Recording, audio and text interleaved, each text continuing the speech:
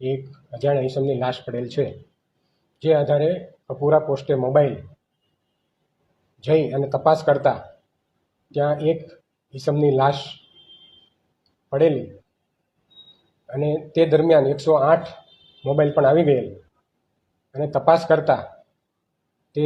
ઈસમ મરણ ગયેલ હાલતમાં હતો. પોલીસની ટીમે આસપાસ તપાસ કરતા તેમની ઓળખ કોઈ રીતે મળી શકેલ નહીં, જેથી કપૂરાઈ પોસ્ટે અકસ્માત મોત નંબર 37/2025 દાખલ કરી અને પોલીસે તપાસ શરૂ કરેલ. પોલીસે આસપાસના ગામોના ગ્રામજનો છે તેમના નિવેદનો નોંધેલ, કન્સ્ટ્રક્શન સાઇટો છે ત્યાં તપાસ કરેલ, ભંગારના વેપારીઓ છે તેમની પણ પૂછપરછ કરેલ, વાહન ચાલકો છે તેમની પૂછપરછ કરેલ. તેમ છતાં પણ કોઈ ફળદાયક હકીકત મળેલ નહીં, જેથી મરણ જનાર છે તેમની લાશના ફિંગરપ્રિન્ટ લેવડાવી અને FSL ખાતે મોકલી આપવામાં આવેલ. જેના આધારે જે અજાણ્યો ઈસમ છે તેની ઓળખ થયેલ તે દિનેશભાઈ ઉર્ફે ગોરસિંગભાઈ જોખનાભાઈ તડવી, રહેવાસી તરસાલી બ્રિજ નીચે હોવાનું જણાઈ આવેલ અને તેમનું મૂળ વતન દાહોદ જિલ્લો હતો. ત્યારબાદ આ તપાસ દરમિયાન PM નોટ આવતા PM નોટમાં જે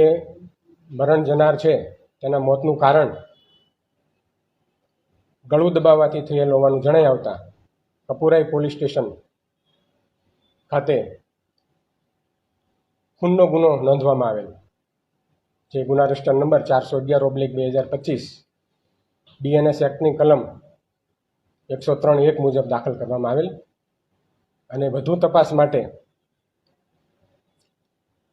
DCP ઝોન 3 અભિષેક ગુપ્તા સાહેબ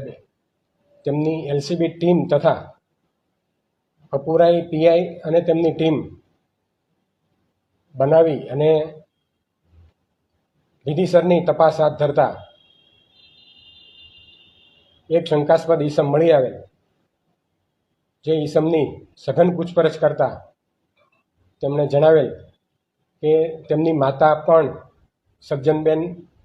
તરસાલી બ્રિજ નીચે છેલ્લા 3 વર્ષથી રહેતા હતા અને તેમને આ જે મરણ જનાર છે તેમની સાથે સંબંધ હોવાની શંકાનો વહેમ રાખી અને આ ખૂન કરેલ હોય